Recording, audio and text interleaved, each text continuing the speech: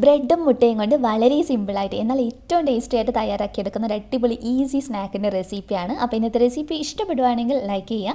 Channel ആരെങ്കിലും പുതിയതായിട്ട് കാണുവാണെങ്കിൽ ഒന്ന് സബ്സ്ക്രൈബ് ചെയ്തിട്ട് തൊട്ടടുത്തായി കാണുന്ന ബെല്ലൈക്കണിൽ കൂടി ക്ലിക്ക് ചെയ്യുക കേട്ടോ.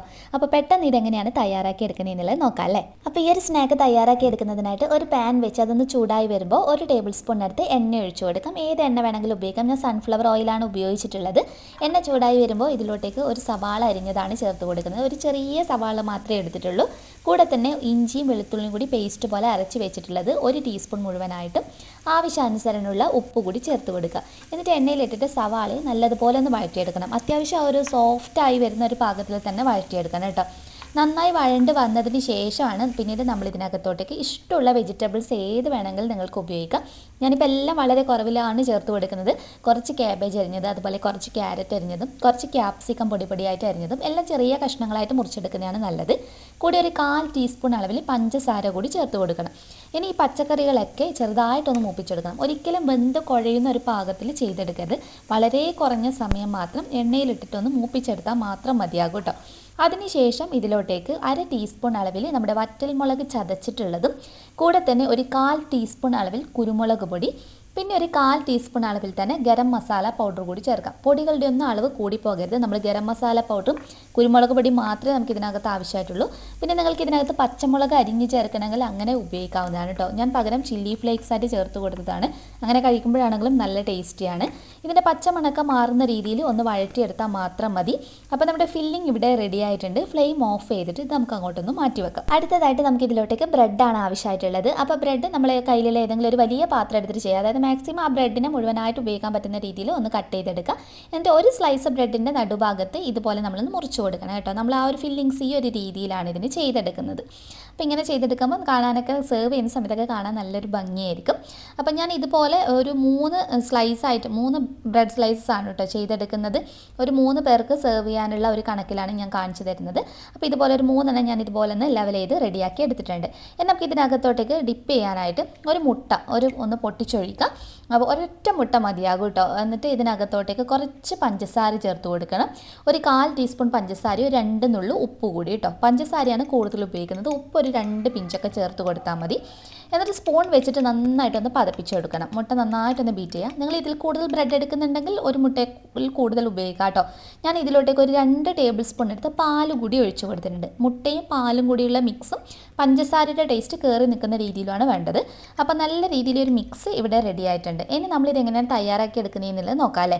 ഒരു പാൻ വെച്ചിട്ട് അതിനകത്തോട്ടേക്ക് ചൂടായി വരുമ്പോൾ ഞാൻ ഒരിത്തിരി ബട്ടറാണ് ചേർക്കുന്നത്. നിങ്ങളുടെ കയ്യിൽ ബട്ടർ ഇല്ലാന്നുണ്ടെങ്കിൽ നിങ്ങൾക്ക് നെയ്യോ അതല്ലെങ്കിൽ ഓയിലോ ഉപയോഗിക്കാവുന്നതാണ്. അപ്പോൾ ബട്ടർ ഒന്ന് മെൽറ്റായിട്ട് വരുമ്പോൾ നമ്മൾ ആ ഓരോ ബ്രെഡ് സ്ലൈസും ഈ മുട്ടയുടെ മിക്സിനകത്ത് നന്നായിട്ടൊന്ന് മുക്കി കൊടുക്കണം. നന്നായിട്ട് മുക്കിയെടുത്തതിന് ശേഷം ഇതുപോലെ പാനിനകത്തോട്ട് ചേർത്ത് കൊടുക്കുക. ഇനി ശ്രദ്ധിക്കാനുള്ള കാര്യം ലോ ഫ്ലെയിമിലിട്ടിട്ട് വേണം ചെയ്തെടുക്കാൻ വേണ്ടിയിട്ട്. അതുപോലെ ഇത് ഓവറായിട്ട് കുറേ സമയം കുക്ക് ചെയ്യേണ്ട. ചെറുതായിട്ട് ആ മുട്ടയുടെ ഒരു മിക്സ് ഒന്ന് വെന്ത് കിട്ടിയാൽ മാത്രം മതി കേട്ടോ. കാരണം നമ്മൾ ഇതിൻ്റെ ഫില്ലിങ്സ് വെച്ചിട്ട് ഇത് ഒന്നുകൂടി കുക്ക് ചെയ്യാനുള്ളതാണ്. അപ്പോൾ ആദ്യമേ തന്നെ നമ്മളിത് അങ്ങ് നന്നായി മൊരിച്ചെടുത്ത് കഴിഞ്ഞാൽ രണ്ടാമത് നമ്മൾ ഫില്ലിങ്സ് ഒക്കെ വെച്ച് ചെയ്യുന്ന സമയത്ത് നമ്മുടെ ബ്രെഡ് മൊത്തത്തിൽ അങ്ങ് കരിഞ്ഞ് നല്ല പാകത്തിൽ നമുക്ക് റെഡിയായി കിട്ടില്ല.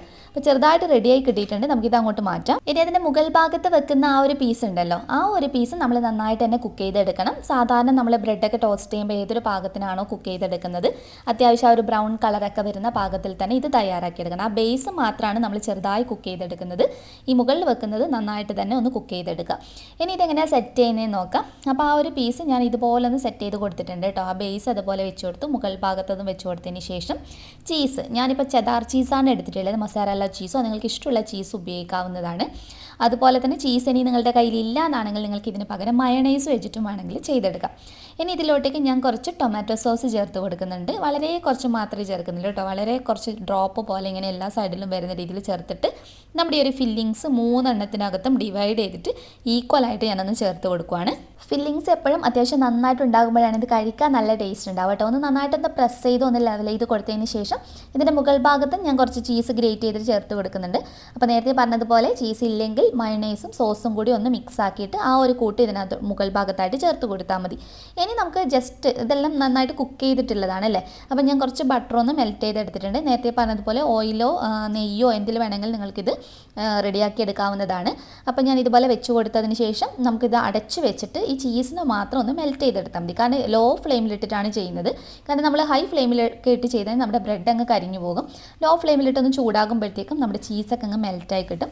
നിങ്ങൾക്ക് വേണമെങ്കിൽ മൈക്രോവേവ് ഉണ്ടെങ്കിൽ മൈക്രോവേവ് ചെയ്തെടുത്താൽ മതി. അതാണെങ്കിൽ ഒന്നുകൂടി എളുപ്പമാണ്. അപ്പോൾ ഇതിവിടെ റെഡി ആയിട്ടുണ്ട്.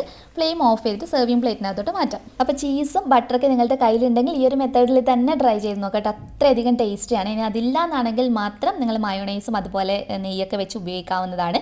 എല്ലാവരും ട്രൈ ചെയ്ത് നോക്കിയിട്ട് ഫീഡ്ബാക്ക് അറിയിക്കാൻ മറക്കരുത്. നെക്സ്റ്റ് വീഡിയോയിൽ ഇനിയും നല്ലൊരു വെറൈറ്റി ഡിഷ് ആയി കാണാം. അതുവരെ ടേക്ക് കെയർ. Bye bye.